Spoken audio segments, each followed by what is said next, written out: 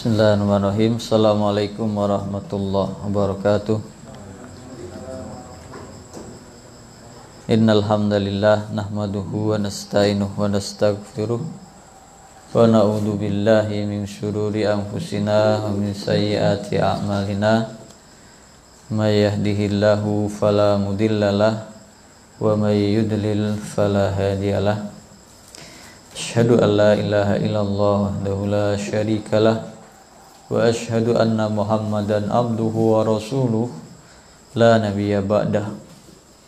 Alhamdulillah, segala puji hanya bagi Allah yang telah memberikan kita nikmat keluangan waktu, nikmat kesehatan, nikmat umur yang disampaikan kita sampai hari ini, sampai detik ini, nikmat kesempatan. Dan semua nikmat ini wajib kita syukuri dengan mentaati perintah Allah Subhanahu wa taala dan menjauhi segala larangan-larangannya. Alhamdulillah kita masih bisa berkumpul dalam rangka ketaatan kepada Allah Subhanahu wa taala. Semoga apa yang kita lakukan berupa ketaatan, sholat jamaah kita, sholat fardu kita, semoga menjadi prestasi yang bisa kita banggakan adalah ketika semua amal kebaikan ini diterima, diridhoi oleh Allah Subhanahu wa taala. Semoga ini menjadi timbangan pahala bagi kita kelak di hadapan Allah Subhanahu wa taala di hari kiamat. Amin ya rabbal alamin. Salawat dan salam kita sampaikan kepada Nabi kita Muhammad sallallahu alaihi wasallam yang menunjukkan manusia ke jalan yang lurus, jalan penghambaan, peribadatan hanya kepada Allah Subhanahu wa taala, tidak kepada yang lain, bukan kepada makhluk, bukan kepada selain Allah Subhanahu wa taala. Semoga kita bisa meniti jalan ini, bisa istiqomah di dalamnya, dan yang kita harapkan adalah kita dijemput oleh kematian dalam keadaan berketaatan kepada Allah Subhanahu wa taala. Amin ya rabbal alamin. Alhamdulillah, insyaallah kemarin pertemuan terakhir kita membahas sampai al-mi'ah, masalah yang ke-100, at-tahakkum 'ala Allah, yaitu mempunyai kehendak sendiri atas hukum Allah, atau mengkritisi mengatakan atau menganggap bahwa hukum atau takdir yang sudah ditetapkan oleh Allah Subhanahu wa taala ini tidak pas, tidak benar, atau tidak cocok. Maka dalilnya yaitu dalam surah Az-Zukhruf ayat 31, wa qalu laula nuzila hadzal qur'anu ala rajulin minal qaryataini adim. Dan mereka mengatakan, kenapa Al-Qur'an ini tidak diturunkan kepada dua orang mulia, salah satu dari dua orang yang dimuliakan dari dua negeri, yaitu negeri Mekkah dan negeri Taif. Jadi mereka menganggap Allah Subhanahu wa taala memilih Nabi Muhammad sallallahu alaihi wasallam sebagai nabi dan rasul yang terakhir ini adalah salah. Kenapa? Karena dia anak yatim, orang miskin, enggak punya kedudukan, enggak punya harta, tidak pantas menjadi nabi. Seharusnya yang pantas menjadi nabi itu orang yang terhormat, tokoh yang dimuliakan, yaitu orang kaya yang tidak tidak habis hartanya. Maka seakan-akan mereka tidak terima dengan keputusan dari Allah Subhanahu wa taala. Padahal Allah Subhanahu wa taala sudah menetapkan semua yang akan berlaku di dunia ini. Maka manusia tidak punya kewenangan apapun untuk membantah, apalagi mengkritisi. Karena ilmu manusia itu cuma sedikit, kemampuannya juga sedikit, karena dia hanya makhluk. sedangkan Allah Subhanahu wa taala adalah yang menciptakannya, yang maha mengetahui, yang maha kuasa, yang maha segalanya. Jadi bukan manusia yang mengatur, Allah Subhanahu wa taala. Dan ini yang semisal dengan ini ada banyak ayat-ayat yang lain. Ada di dalam surah Al-An'am ayat 124, wa idza ja'atuhum ayat, kalau telah datang kepada ayat kepada mereka yang memberi peringatan, qalu lan nu'mina hatta nu'ta misla ma utiya Rasulullah, kami tidak akan beriman sampai kami mendapat ayat-ayat yang semisal yang diberikan kepada nabi-nabi sebelumnya. Jadi banyak alasan, banyak perandai-andaian yang mereka ungkapkan, yang itu aslinya adalah salah satu cara bagi mereka untuk menghindari membuat alasan bahwa mereka itu tidak mau beriman. Dalam ayat yang lain surah Al-Furqan ayat 21, wa qala alladziina la yarjuna liqa'ana laula unzila 'alainal malaikah aw nara rabbana. Dan orang-orang yang tidak mengharapkan perjumpaan dengan Allah Subhanahu wa taala itu berkata, kenapa tidak diturunkan kepada kami malaikat saja? Kenapa nabi itu harus manusia? Kalau manusia kan kelasnya sama. Dia juga lapar, dia juga haus, dia juga butuh makan, butuh minum, butuh harta. Kenapa bukan malaikat saja yang tidak usah makan, tidak membutuhkan minum, tidak membutuhkan harta? Au nara rabbana. Kenapa kami kalau disuruh beriman, kenapa kami tidak bisa melihat langsung Tuhan kami? Kalau memang ada, seharusnya kami bisa melihatnya. Ini adalah ungkapan-ungkapan yang menjadikan atau alasan-alasan yang dibuat-buat oleh orang-orang kafir ini untuk membantah perintah Allah dan Rasulnya. Nah, ini alasan-alasan yang dikemukakan oleh orang kafir. Maka Allah Subhanahu wa taala, Dia yang maha pencipta, yang maha mendengar, maha melihat, Dia yang menciptakan, Dia yang sudah menetapkan semua takdir dan hukum yang berlaku di dunia ini. Nah, ini yang terakhir kemarin. Sekarang berarti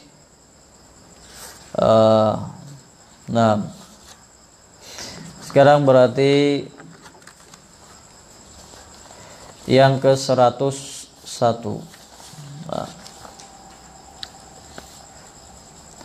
Al-Hadiyah Ba'dal Mi'ah. Nah, 101.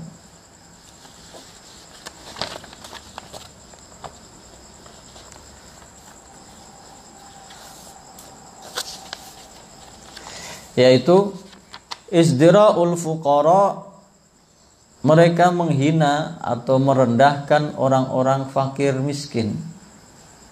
Jadi kebiasaan orang jahiliyah memandang sesuatu dari segi harta, dari segi materi. Maka mereka menganggap bahwa orang miskin, orang fakir itu tidak pantas sejajar dengan mereka. Fa'atahum biqaulihi, maka Allah Subhanahu wa taala berfirman di dalam surah Al-An'am ayat 52, wala tatrudil ladzina yad'una rabbahum bil ghadati wal 'ashiyyi yuriduna wajha ma 'alaika min hisabihim min syai' wa ma min hisabika 'alaihim min syai' fatatrudahum fatakuna minadh dhalimin. Janganlah engkau mengusir, menyingkirkan orang-orang yang menyeru Tuhannya, menyeru Allah Subhanahu wa taala, berdoa, beribadah, berzikir, bertasbih, kepada Allah Subhanahu wa taala bil ghadati wal asyi, di pagi hari dan petang hari. Yuriduna wajhah, mereka melakukan itu semata-mata mengharapkan keridhaan Allah Subhanahu wa taala. Ma 'alaika min hisabihim min syai', kamu tidak punya tanggung jawab atas apa yang mereka lakukan. Wa ma min hisabika 'alaihim min syai', dan mereka juga nggak punya tanggungan, nggak punya tanggung jawab atas apa yang kalian kerjakan. Semua bertanggung jawab atas perbuatan mereka sendiri. Fatadrudahum, lalu sehingga kamu harus mengusir mereka. Fatakuna minadh dhalimin, maka kalau kamu mengusir mereka, maka kamu termasuk orang yang zalim. Ayat ini dalam asbabun nuzulnya itu berkenaan ketika ada beberapa pembesar, tokoh-tokoh masyarakat kafir Quraisy ingin berdialog dengan Nabi Shallallahu Alaihi Wasallam, ingin mendengar, ingin diajari, ingin didakwai Nabi Shallallahu Alaihi Wasallam. Tapi ketika itu Rasulullah SAW sedang bermajlis, sedang mengajari sahabat-sahabat yang miskin yang melingkar di dalam majelisnya. Di situ ada Khabbab bin Ard, ada Suhaib bin Sinan Ar-Rumi, ada Ammar bin Yasir, ada Bilal bin Rabah, ada Salman Al-Farisi. Dalam hadis yang lain ada Abdullah bin Mas'ud. Ini adalah orang-orang fuqara. Abdullah bin Mas'ud itu seorang penggembala. Kemudian Syuhaib bin Sinan Ar-Rumi, dan siapa? Ammar bin Yasir, Khabbab bin Al-Ard. Tiga-tiganya ini termasuk orang yang dulu-duluan atau yang rombongan pertama, bahkan 4, yaitu Bilal bin Rabah, budak. Keempat-empatnya ini termasuk rombongan pertama yang masuk Islam, as-sabiqunal awwalun. Kemudian Abdullah bin Mas'ud, lalu ada Salman Al-Farisi. Semuanya dari golongan orang-orang miskin, orang-orang fakir. Bahkan ketika pertama masuk Islam, siapa? Suhaib bin Sinan Ar-Rumi ini, dia perantau dari luar Mekah, kemudian merantau ke Mekah. Gak ada yang melindunginya, gak ada kerabat, gak ada kabilahnya. Dia ketika masuk Islam disiksa, bolak-balik disiksa, dianiaya sampai hilang kesadarannya, sampai pingsan, sampai koma, kemudian bangkit lagi, kemudian sadar lagi. Semua dia lakuinya, dialaminya ketika awal-awal periode Nabi SAW berdakwah, mengajak orang masuk Islam. Begitu juga Ammar bin Yasir, dari rakyat jelata, gak ada pelindungnya, maka dia dan ayahnya dan ibunya disiksa oleh orang-orang kafir Quraisy, dianiaya. Bahkan Rasulullah SAW lewat, tahu, lihat, tapi nggak bisa berbuat apa-apa karena nggak punya kekuatan, belum punya pengaruh yang kuat di Mekah di awal-awal dakwah. Maka Rasulullah SAW hanya bersabda, sabrun ala Yasir fa inna mau'idakum al jannah. Sabarlah kalian wahai keluarga Yasir, sesungguhnya janji bagi kalian adalah surga. Maka Sumayyah, ibunya Ammar, diazab, disiksa, ditombak dari ujung bawah sampai ujung atas tembus. Maka dia meninggal dunia, mati. Syahidah pertama dalam ajaran Islam adalah seorang perempuan, Sumayyah, ibunya Ammar. Nah, ibunya Ammar. Kemudian bapaknya Yasir, syahidah yang kedua, syahid yang kedua, bapaknya. Ammar terpaksa mengucapkan kalimat kekufuran. Dipaksa, kalau tidak dia akan dibunuh. Kemudian dia mengucapkan kalimat kekufuran supaya dianggap murtad dari agama Nabi Muhammad SAW. Tapi dengan hati yang tetap dia beriman kepada Allah dan Rasulnya. Maka keesokan harinya setelah disiksa dia mengucapkan kalimat kekufuran itu, dia lapor mengadu kepada Nabi SAW. Ya Rasulullah, saya terpaksa mengucapkan kalimat yang diperintahkan oleh mereka, yaitu kekufuran. Maka turunlah ayat yang menjelaskan atau memberikan pengecualian di surah An-Nahl ayat 106.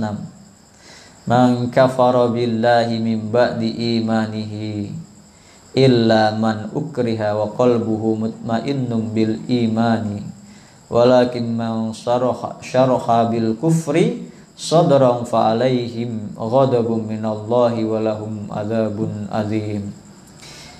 Barang siapa yang kafir kepada Allah Subhanahu wa taala mim ba'di imanihi, setelah dia beriman, sudah masuk Islam kemudian kafir murtad lagi, maka bagi mereka adalah fa alaihim ghadabun minallah, dimurkai oleh Allah Subhanahu wa taala, walahum adzabun adzim, bagi mereka adab yang sangat pedih, yang sangat keras. Tapi dikecualikan illa man ukriha, kecuali orang yang dipaksa, dianiaya sampai hampir mati. Tetapi kecuali orang yang dipaksa tapi wa qalbuhu mutmainnun bil iman, dan hatinya tetap dalam ketenangan, dalam keimanan. Yang masuk terhadap golongan yang dimurkai oleh Allah Subhanahu wa taala dan bagi mereka adab yang pedih adalah man syaraha bil kufri sadran. Barang siapa yang dengan sukarela, dengan sengaja, dengan gak ada paksaan, kemudian ingkar, murtad dari agama Allah Subhanahu wa ta'ala. Itu tadi siapa? Ammar bin Yasir, kemudian Suhaib bin Sinan Ar-Rumi, kemudian Khobab bin Al-Ard, itu tukang pandai besi. Dia disiksa dengan alatnya, dengan api yang dia gunakan untuk menyalakan besi, untuk membakar besi yang dia jadikan alat-alat perkakas. Disiksa, ditempeli besi panas bolak-balik tubuhnya sampai tidak sadar, tapi masih diselamatkan oleh Allah Subhanahu wa ta'ala. Kemudian Bilal bin Rabah, ini terkenal disiksa oleh Umayyah bin Khalaf, tuannya, bolak-balik dijemur, diseret di padang pasir yang panas, ditindih dengan batu untuk mengucapkan kalimat kekufuran, tetapi dia tetap bertahan, ahadun ahad, ahadun ahad, hanya mengucapkan bahwa Tuhan itu hanya satu, sampai hampir meninggal dunia. Maka diselamatkan oleh Abu Bakar As-Siddiq, dibeli kemudian dimerdekakan. Nah, orang-orang seperti ini sedang bermajelis dengan Nabi SAW. Tiba-tiba ada datang pembesar-pembesar kafir Quraisy, mengatakan ingin belajar. Kalau saya masuk Islam, seluruh kabilahku pasti ikut denganku masuk Islam. Tapi syaratnya, kalau aku sedang belajar, jangan disamakan, jangan bersama-sama orang-orang rendahan ini. Usir mereka dulu, atau dijadikan dua sesi. Boleh kamu mengajar mereka di jam-jam tertentu, tapi ketika mengajar kami, orang-orang kaya, orang-orang terhormat, khusus, gak boleh disamakan. Nah, maka turunlah ayat ini, wala tatrudil ladina yad'una rabbahum bil ghadati wal asyi yuriduna wajhah. Jangan engkau mengusir orang yang menyeru Tuhannya di pagi dan sore hari hanya mengharapkan keridhaan Allah Subhanahu wa taala. Ayat yang model kayak begini yang temanya sama seperti ini sebenarnya ada di beberapa tempat. Dan dalam kisah Nabi SAW itu ada juga di surah Al-Kahfi ayat 28-29. Wasbir nafsaka ma'al ladina yad'una rabbahum bil ghadati wal 'ashiyyi yuriduna wajhah. Dan bersabarlah dirimu bersama orang-orang yang menyeru Tuhannya di pagi hari dan sore hari mengharapkan hanya keridhaan Allah Subhanahu wa taala. Wala ta'du ainaka anhum. Jangan kamu palingkan kedua matamu dari mereka, dari orang-orang miskin ini, dari orang-orang rakyat jelata ini. Turidu zinatal hayatid dunya. Jangan kamu palingkan pandanganmu dari orang-orang miskin, orang-orang fakir yang ikhlas ini, kemudian kamu melihat penampilan orang yang kaya, orang terhormat, punya pengaruh, punya pengikut yang banyak, yang kamu menginginkan dengannya kesenangan, perhiasan dunia. Turidu zinatal hayatid dunya wala tuti man aghfalna qalbahu an dzikrina. Jangan engkau ikuti, jangan engkau turuti permintaan atau perintah orang-orang yang telah kami jadikan lalai hatinya dari mengingat Allah Subhanahu wa taala. Wattaba'a hawahu, dan mereka hanya mengikuti hawa nafsunya, dan jangan kamu mengikuti hawa nafsu mereka atau perintah mereka. Wa kana amruhu furuta, dan perbuatan mereka itu sudah sangat melampaui batas. Ada beberapa kisah di dalam Al-Quran yang modelnya seperti ini. Ada di surah Abasa wa tawalla an ja'ahul a'ma. Dia bermuka masam dan cemberut karena datang kepadanya orang buta yang ingin mendapat petunjuk, ingin belajar. Abdullah bin Umi Maktum.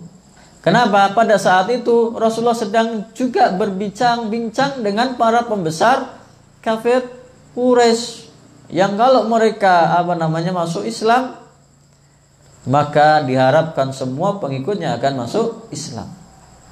Sebetulnya ini bukan kesalahan Nabi. Kenapa? Karena Rasulullah SAW sangat menginginkan keimanan bagi seluruh umat manusia. Bahkan kepada orang-orang yang berbuat jahat, orang-orang yang menganiaya, orang-orang yang mendolimi orang-orang beriman, dia doakan supaya masuk Islam. Rasulullah SAW berdoa supaya agama Islam ini dikuatkan dengan salah satu dua orang yang engkau cintai ya Allah. Abu Bakar atau Abu Jahal. Abu Bakar. Umar bin Khattab atau Abu Jahal. Dua-duanya ketika itu belum masuk Islam. Dan ketika bertemu orang yang beriman, dua-duanya itu menganiaya, membenci, memusuhi, mendolimi. Tapi Rasulullah SAW mendoakan, ya Allah, pilihlah salah satu dari dua orang ini yang engkau lebih cintai untuk menguatkan barisan umat Islam. Ini menguatkan bahwasannya pemahaman orang-orang jahiliyah yang mendasarkan golongan atau memandang seseorang itu dari segi materi, jabatan, ekonomi, pendidikan atau yang lain, itu tidak berlaku dalam agama Islam.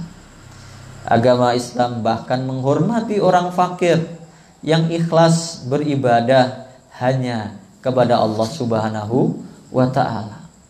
Bahkan kelanjutan ayatnya yang surat Al-An'am tadi, yang tadi 52, kelanjutan ayatnya yang 53, wa kadzalika fatanna ba'dahum bi ba'dil liyaqulu ahaula imanallahu alaihim min bainina alaisallahu bi'a'lama bisyakirin.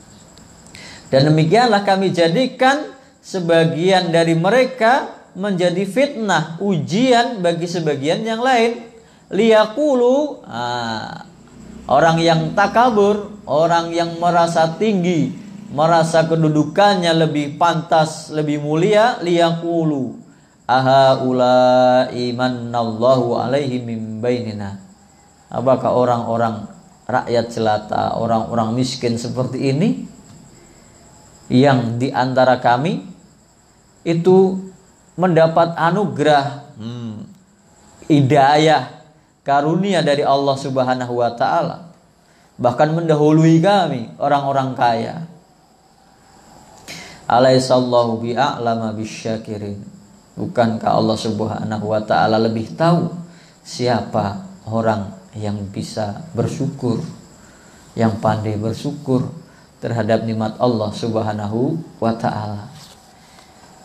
Maka di situ disebutkan wa kadzalika fatanna ba'dahum bi ba'din. Demikianlah kami jadikan sebagian dari mereka menjadi fitnah, ujian bagi yang lain. Kita itu berbeda-beda dari segi pendidikan, dari segi ekonomi, dari segi jabatan dan lain sebagainya. Itu menjadi fitnah, menjadi ujian satu sama yang lain. Orang miskin yaitu diuji dengan orang kaya. Orang kaya diuji dengan adanya orang miskin. Orang bodoh diuji dengan adanya orang pintar. Begitu juga sebaliknya, orang yang pintar diuji dengan adanya orang yang bodoh, dan seterusnya.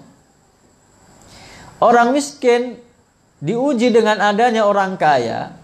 Apakah dia menjadi iri, dengki, kemudian punya niat jahat, punya niat tidak baik, ataukah dia tetap bersyukur kepada Allah Subhanahu wa taala, tetap berusaha, bertawakal hanya kepada Allah Subhanahu wa taala.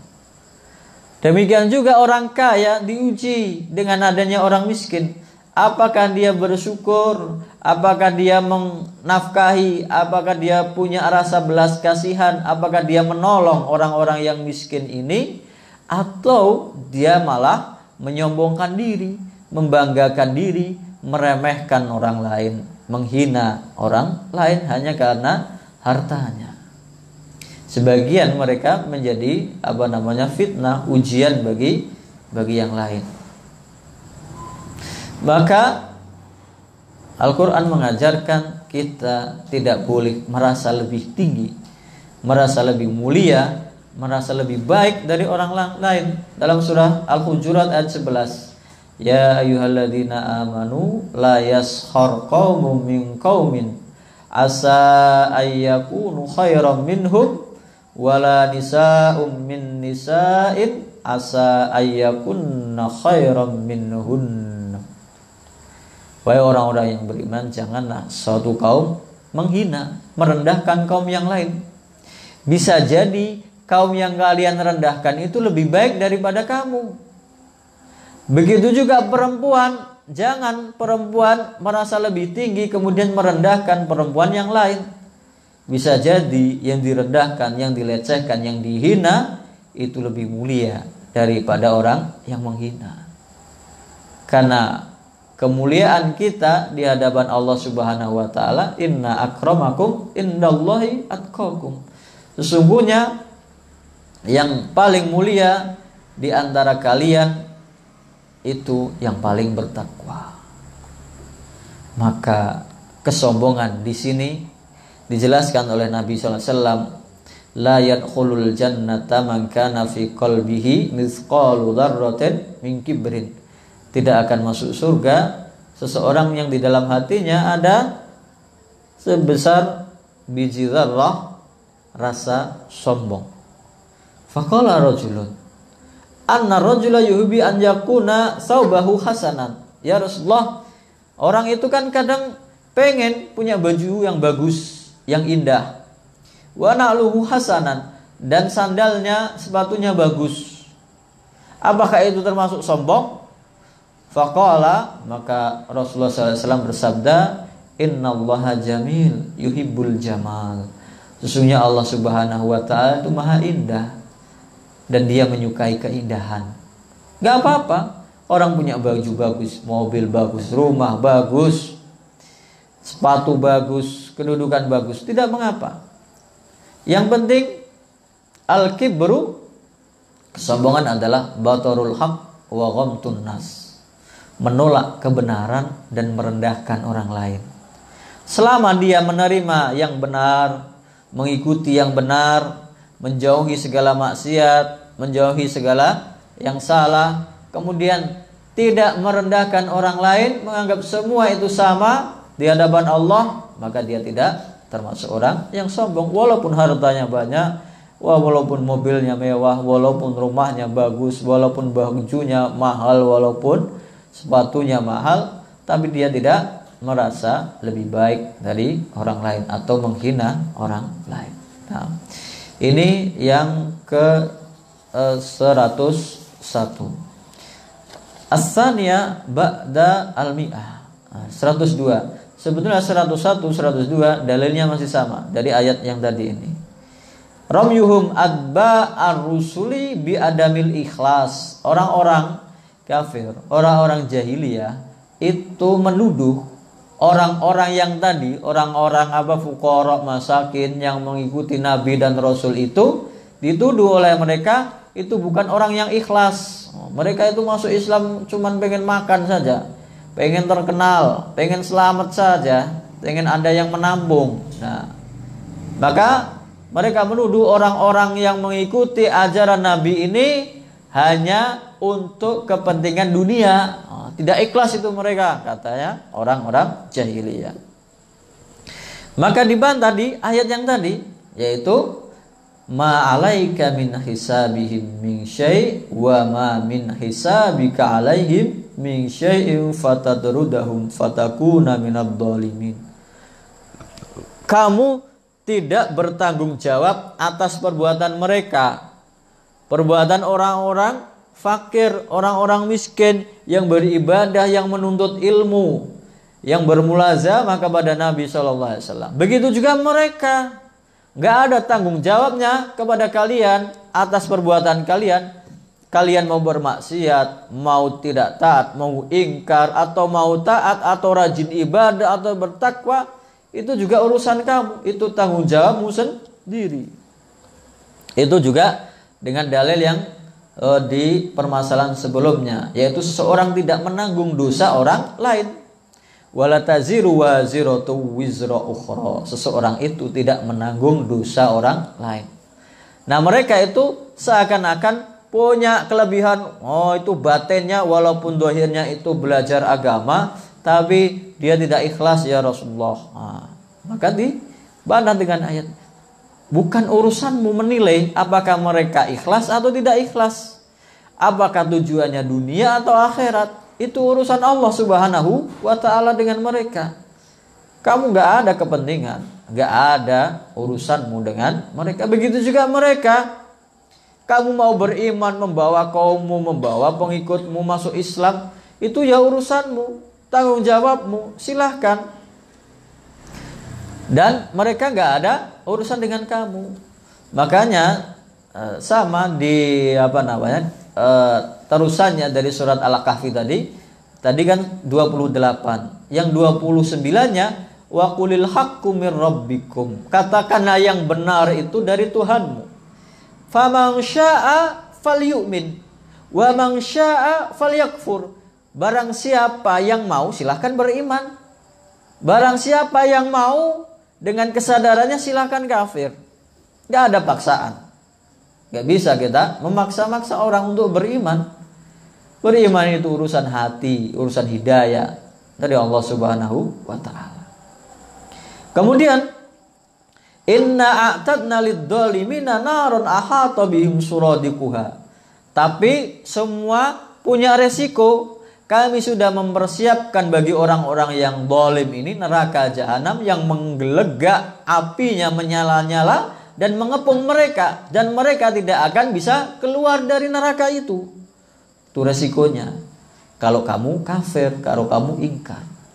Tapi silakan, manusia punya pikiran, punya kekuatan, punya kudrah, kemampuan untuk membuat pilihan, menentukan pilihannya. Silakan bagi yang mau beriman, silahkan. Ada janji Allah surga, nikmat yang tidak ada batasnya. Silakan yang mau kafir silakan dengan penuh kesadaran, tapi diingatkan bahwasanya bagi orang yang zalim, yang kafir, yang ingkar, ada ancaman siksaan di neraka yang menyala-nyala, yang apinya mengepungnya, tidak bisa dia keluar darinya. Wa iyastaghisu yughasu bima'in kalmuhli yashbil wujuh.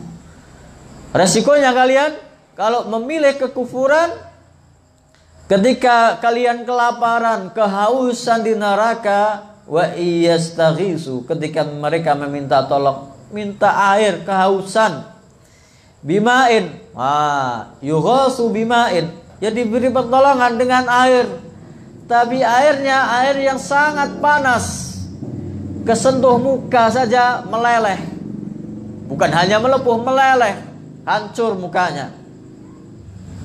Bi'sas syarabu wa sa'at murtafaqa, seburuk-buruk minuman dan seburuk-buruk tempat kembali, yaitu apa? Neraka jahanam yang menyala-nyala.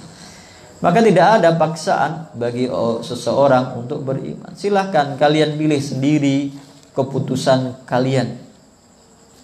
Silahkan kalian tentukan sendiri nasib kalian. Kalian punya pikiran, punya akal, punya kemampuan, punya kudrah, bisa menentukan pilihan kalian sendiri dengan penuh kesadaran, dan sudah dijelaskan resikonya. Dan kalian tidak dimintai pertanggungjawaban atas perbuatan orang lain. Gak ada urusan kalian untuk menilai orang lain itu ikhlas atau tidak ikhlas. Maka ini berlaku umum. Berlaku umum. Ada orang yang belajar agama dikatakan, wah itu sok suci. Ada yang orang berinfak, membangun masjid, membangun musola, wah sok dermawan, biar terkenal. Kita tidak punya kewajiban untuk mengungkit-ungkit amalan orang lain atau menilai amalan orang lain. Oh itu jihad fisabilillah, oh jihadnya itu cuma pengen dapat harta rampasan. Oh itu berperang supaya dinilai sebagai pemberani, dan segala macam tuduhan. Oh orang itu mengajarkan agama supaya dianggap pintar. Gak ada urusanmu dengan amalan orang lain. Kalian tidak dimintai pertanggungjawaban atas perbuatan dan hasil karya orang lain. Wow itu dia itu kan bolak-balik ke masjid, setiap sholat 5 waktu di masjid, walaupun gak ada temennya, itu pamer, sholat kok pamer. Padahal memang laki-laki diperintahkan untuk sholat di masjid, dikatakan sebagai pamer, riya, biar terkenal, biar banyak orang yang tahu. Nah, tuduhan-tuduhan semacam ini adalah sama dengan perkataan orang jahiliyah tadi yang menuduh orang-orang yang mengikuti Nabi dan Rasul tidak ikhlas hanya karena pengen dapat perlindungan, pengen dapat makan, pengen dapat nafkah. Nah, ini ke 102. Mungkin kita jeda adzan, nanti kita lanjutkan.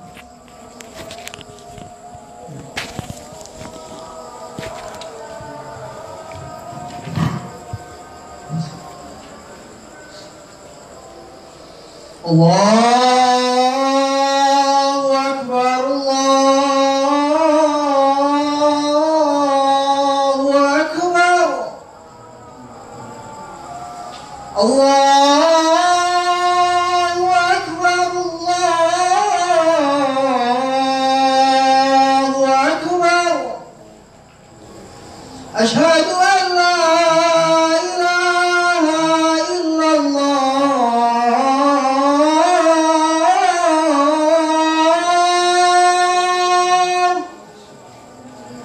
Asyhadu an la ilaha illallah.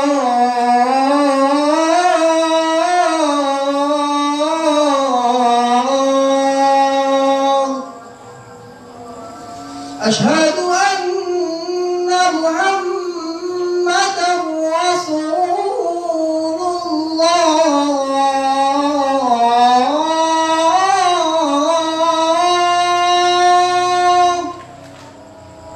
أشهد أن محمدا رسول الله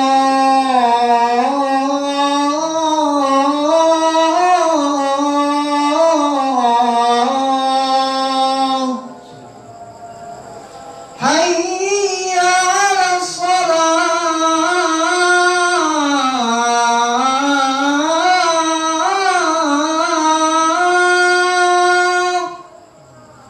حي على الصلاة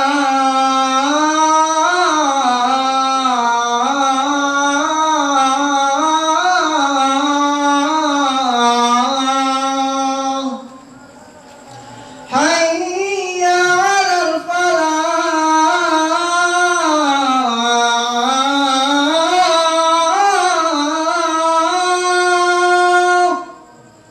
حي على الفلاح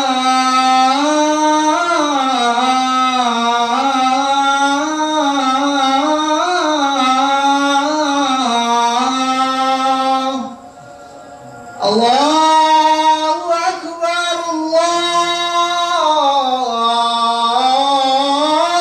الله أكبر لا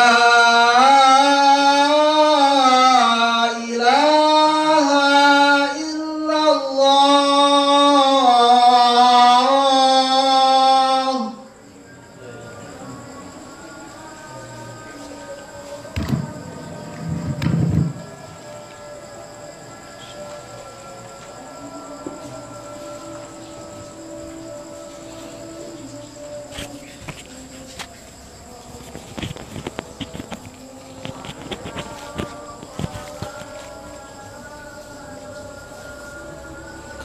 Nah, bismillah. Nah, demikianlah kesimpulannya. Jadi 101, 102 itu dalilnya termasuk dirangkum dalam satu ayat, yaitu ayat 52 dari surah Al-An'am. Wala tatrudil ladzina yad'una rabbahum bil ghadati wal 'ashiyyi yuriduna wajhah ma 'alaika min hisabihim min syai'in wa ma min hisabika 'alaihim min syai' fatatrudahum fatakuna minadh dhalimin. Janganlah engkau mengusir orang-orang yang menyeru Tuhan mereka di pagi dan sore hari dengan mengharapkan keridhaan lillahi ta'ala, keridhaan Allah subhanahu wa ta'ala. Ma 'alaika min hisabihim min syai', kamu tidak punya tanggung jawab untuk mengurusi, menilai amalan mereka. Begitu juga mereka juga tidak ada tanggung jawab untuk menilai atau mengurusi amalan kalian. Fatatrudahum, yang menyebabkan kalian menginginkan untuk mengusir mereka. Fatakuna minadh dhalimin, maka kalian termasuk orang yang zalim kalau melakukan hal seperti itu, memisah-misah. Ada ya, ini koreksi juga bagi semua. Misalnya mengkhususkan tertentu hanya boleh diikuti oleh orang-orang yang kaya saja, orang-orang yang yang mulia, orang-orang yang punya kedudukan. Tapi ini dalam masalah agama, tidak dalam masalah yang lain. Begitu juga tuduhan bahwa ada ulama, misalnya ada yang mengajari atau menasehati, mendekati penguasa, kemudian dituduh mencari muka, menjilat dan lain sebagainya. Itu bukan wewenang kita untuk menilai mereka. Kalau mereka sudah ikhlas lillahi ta'ala untuk menegakkan kebenaran, menasehati penguasa, memberikan yang terbaik bagi bangsanya, itu amalan mereka, semoga diterima oleh Allah subhanahu wa ta'ala. Bukan kita malah kalau zaman sekarang itu namanya nyinyir atau menilai, mencaci maki, bahkan mencari kekurangan, kesalahan orang-orang lain di luar kita. Nah, hal min soal, ada yang ditanyakan, silahkan.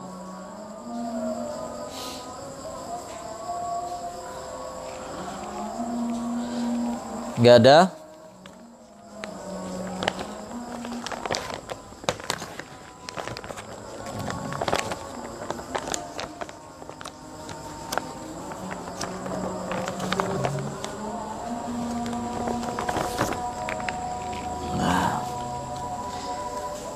Sebetulnya as-salisah ba'dal mi'ah yang ke berapa? 103, yaitu pendek ini permasalahannya. Al-kufru bil malaikah. Termasuk ciri orang orang jahiliyah adalah mereka mengingkari keimanan terhadap malaikat. Padahal beriman terhadap malaikat ini kan termasuk rukun iman yang kita ikuti. Iman kepada Allah, kepada malaikat, kepada kitab, kepada nabi dan rasul, kepada hari kiamat, kepada qada dan qadar. Rukun iman kita. Tapi orang-orang jahiliyah, di antara mereka adalah orang-orang yang tidak beriman kepada malaikat. Al-kufru bil malaikah. Sesungguhnya keimanan ini, iman kepada Allah, kepada malaikat, kepada hari kiamat, kepada qada dan qadar ini didasari dengan keimanan pokok, yaitu keimanan kepada hal-hal yang gaib. Kalau orang tidak percaya yang gaib, maka ya tidak akan bisa percaya kepada Allah, kepada malaikat, kepada hari kiamat. Di dalam awal-awal surah Al-Baqarah, Bismillahirrahmanirrahim, Alif Lam Mim, Dzalikal kitabu la raiba fihi hudal lil muttaqin. Siapa orang muttaqin itu? Alladzina yu'minuna bil ghaibi wa yuqimunas sholata wa mimma razaqnahum yunfikun. Yaitu orang beriman itu mereka percaya kepada yang gaib dan mendirikan sholat, dan dari rezeki mereka nafkahkan, mereka infakkan. Maka keimanan kepada malaikat adalah sesuatu yang tidak bisa kita rasakan, tidak bisa kita buktikan dengan panca indera kita, dengan penglihatan, pendengaran, atau tangan kita. Tapi itu bisa kita dapati dari kabar. Nah, siapa yang mengabarkan? Allah Subhanahu wa taala dalam kitabnya. Siapa yang mengabarkan? Rasulullah sallallahu alaihi wasallam dalam hadisnya. Maka iman kepada malaikat ini meliputi percaya dengan sebenar-benarnya, yakin dengan seyakin-yakinnya akan adanya. Kita percaya akan adanya dulu para malaikat ini, sebagaimana telah difirmankan oleh Allah Subhanahu wa taala dalam ayat-ayatnya di dalam Al-Qur'an, sebagaimana telah dikabarkan oleh Nabi kita Muhammad sallallahu alaihi wasallam di dalam hadisnya. Di akhir-akhir surat Al-Baqarah, amanar rasulu bima unzila ilaihi mir rabbih wal mu'minun kullun amana billahi wa malaikatihi wa kutubihi wa rusulihi la nufarriqu baina ahadim min rusuli. Semuanya beriman kepada Allah, kepada malaikat-malaikatnya, kepada kitab-kitabnya, kepada nabi dan rasulnya, dan tidak membeda-bedakan satu dengan yang lain di antara nabi dan rasulnya. Nah, maka malaikat ini adalah makhluk Allah yang diciptakan dari cahaya, yang kita tidak bisa melihatnya. Itu harus kita yakini dulu. Kita tidak melihat udara, tidak melihat oksigen, tapi kita percaya. Kita tidak melihat angin, tapi kita percaya. Nah, ini tentang malaikat. Yang pertama, bahwasanya kita beriman dengan adanya wujudnya malaikat. Yang kedua, bahwasanya kita percaya bahwasanya malaikat itu diturunkan atau diutus oleh Allah Subhanahu wa taala kepada manusia untuk menjalankan urusan atau perintah Allah Subhanahu wa taala. Yang ketiga, kita meletakkan keimanan atau mendudukkan kedudukan para malaikat ini sesuai dengan proporsinya. Sesuai dengan yang telah ditetapkan oleh Allah dan Rasulnya. Bukan seperti orang-orang yang menganggap bahwa malaikat itu dipertuhankan atau disembah.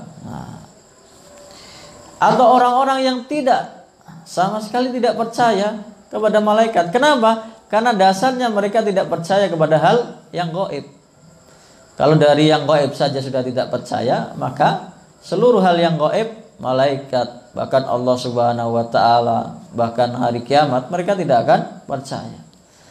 Atau mereka percaya tapi percayanya, keimanannya atau kepercayaannya tentang malaikat ini berbeda dengan apa yang ditetapkan oleh Allah dan Rasulnya. Mereka menganggap perempuan itu para malaikat itu sebagai perempuan. Mereka kan menamakan para malaikat itu dengan nama perempuan, atau menganggapnya sebagai anak-anak perempuan dari Allah Subhanahu wa taala. Maka di antara sisa-sisa keyakinan seperti itu, ketika menggambarkan malaikat itu makhluk seperti manusia yang rupawan, kemudian ada sayapnya, terbang.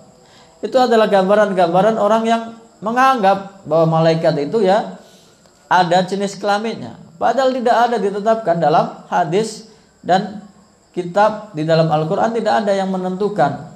Tidak bisa kita mengklasifikasikan bahwa malaikat itu pasti laki-laki, bahwa malaikat itu pasti perempuan. Tidak ada ketetapannya.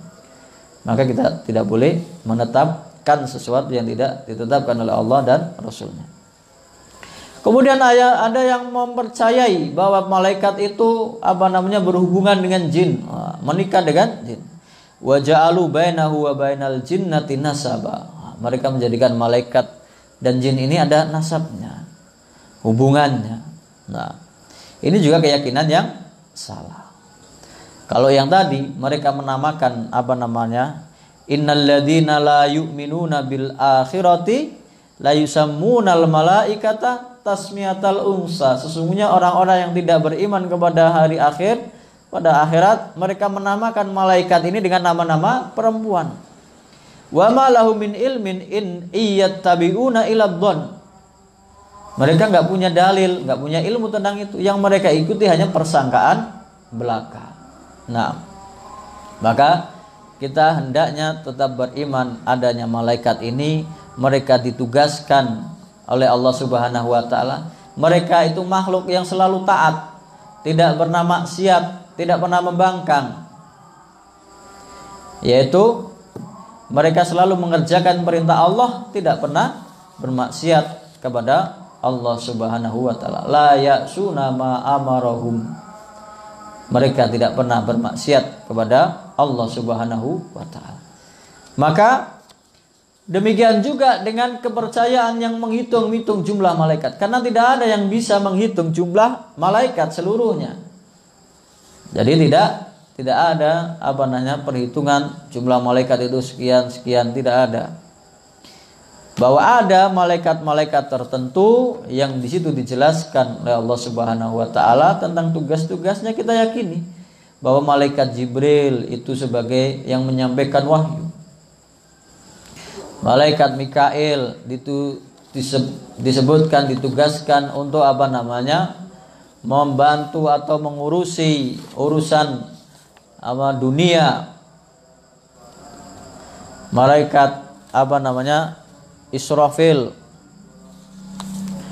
Nah, jadi ada dalil yang mengatakan bahwasanya malaikat Mikail ini yang mengurusi mengatur turunnya hujan, tanaman dan lain sebagainya.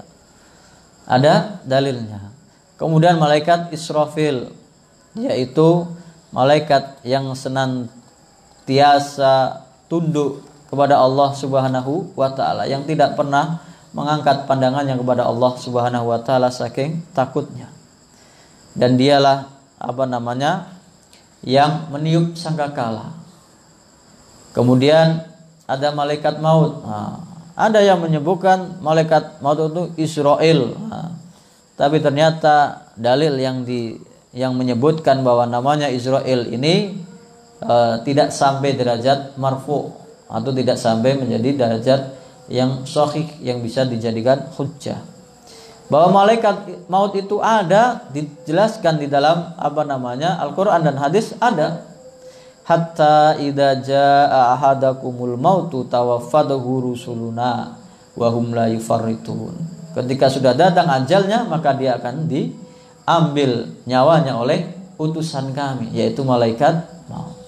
Ini adalah para malaikat yang kita wajib mengimaninya. Semuanya untuk diciptakan oleh Allah Subhanahu wa taala, semuanya untuk kemaslahatan manusia. Bahkan ada malaikat yang ditugaskan untuk meliputi, merahmati, mendoakan orang-orang yang dalam majelis ilmu. Ada para malaikat yang ditugaskan untuk membantu ketika Rasulullah SAW berperang, berjihad fisabilillah dan lain sebagainya. Maka ini kita yakini. Mungkin insyaallah pekan depan kita lanjutkan atau sekilas kita ulang lagi tentang masalah ini. Mungkin ini kita cukupkan. Hal min soal, adakah tanya jawab? Nah, fadhal. Terkait permasalahan ke-102 bahwa menuduh orang-orang masakin masuk Islam bukan karena ikhlas. Kalau yang terjadi saat ini Ustaz, bukan menuduh orang-orang masakin Ustaz, tetapi sesama pengajian sudah mengaji, tetapi ustaznya berbeda. Mungkin dari akidah juga kita ada yakin itu agak menyimpang, tapi ketika ustaz itu membahas yang bukan akidah seperti fikih atau yang lain di share di grup WA, kita sudah antipati dulu Ustaz. Kita sudah ibaratnya di dalam hati itu sudah ada perasaan membenci. Apakah ini dibenarkan Ustaz dengan niat kita untuk hati-hati? Oh ini akidahnya sedang menyimpang, jadi yang lain pun kita hati-hati begitu, atau bagaimana Ustaz yang baik Ustaz?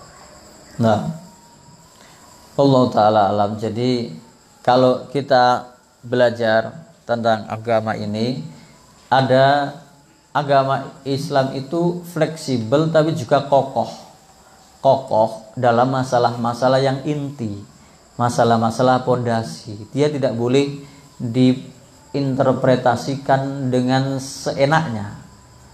Jadi ada masalah-masalah pokok yang harus disepakati. Yang ini tidak boleh diotak-atik. Misalnya keimanan, akidah. Dia tidak akan berubah. Bahwa kita percaya kepada Allah, kepada malaikat, kepada hari kiamat, kepada kitab, kepada nabi dan rasul, itu tetap. Gak bisa kita tawar-tawar. Bahwa Nabi Muhammad adalah nabi yang terakhir, itu pasti. Keyakinan atau akidah yang tidak bisa ditawar.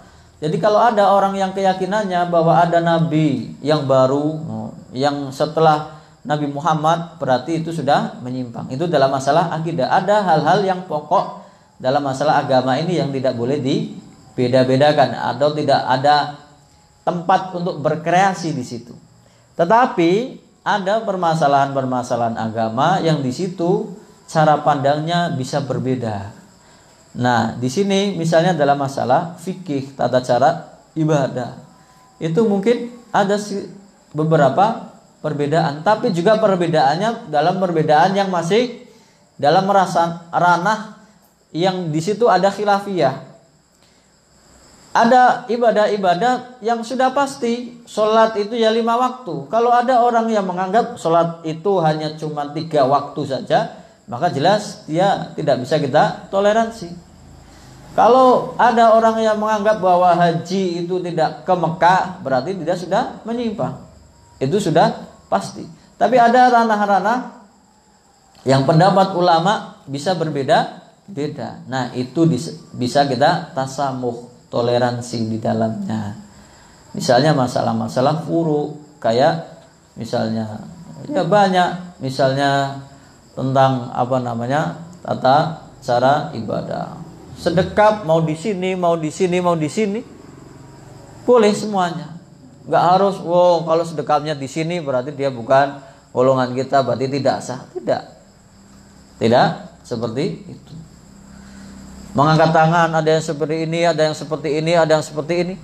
Silakan berbeda-beda, itu ada ranah khilafiyah dan itu tidak mengapa.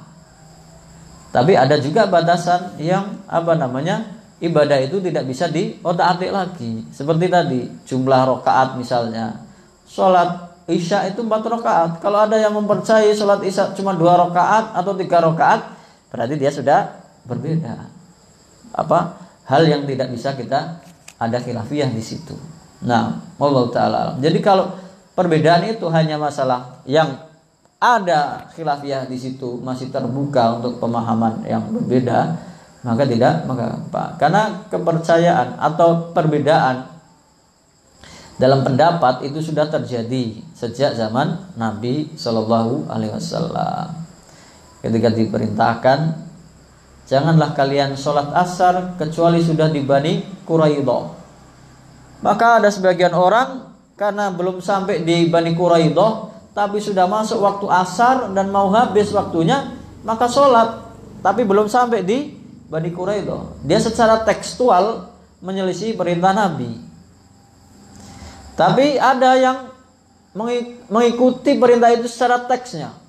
Pokoknya kami tidak akan sholat asar sebelum sampai di Bani Quraidah, sholat asarnya di sana. Dan dia sholat asar di sana, tapi sudah di waktu maghrib. Ketika itu dilaporkan kepada Nabi SAW, Rasulullah tidak mencela salah satunya. Nah, jadi berbeda memahami perintah Nabi. Janganlah kalian sholat asar kecuali di Bani Quraidah. Yang pertama memahami, berarti kita harus cepat-cepat ke tempat Bani Quraidah. Yang memahami secara tekstual, berarti pokoknya sholat asarnya ketika di sana, seperti itu. Nah, ini pemahaman atau pandangan-pandangan yang masih terbuka khilafiyah. Wallahu taala alam. Jadi kalau dalam masalah pokok, Islam itu ya konsisten, tidak bisa ditawar-tawar dalam masalah yang pokok, dalam masalah akidah. Bahkan aja juga dalam masalah ibadah yang tidak bisa diotak-atik. Tapi ada masalah-masalah furu yang berbeda-beda. Nah, Allah Ta'ala alam. Apalagi kalau sudah membahas masalah politik, masalah apa sebagainya, itu sudah banyak pendapat, banyak pandangan dari berbagai ulama. Nah, Allah Ta'ala alam. Nah, hal min soal. Dah, kita tutup dengan doa kafaratul majelis. Subhanakallahumma wa bihamdika asyhadu an la ilaha illa anta astaghfiruka wa atubu ilaik. Assalamualaikum warahmatullahi wabarakatuh.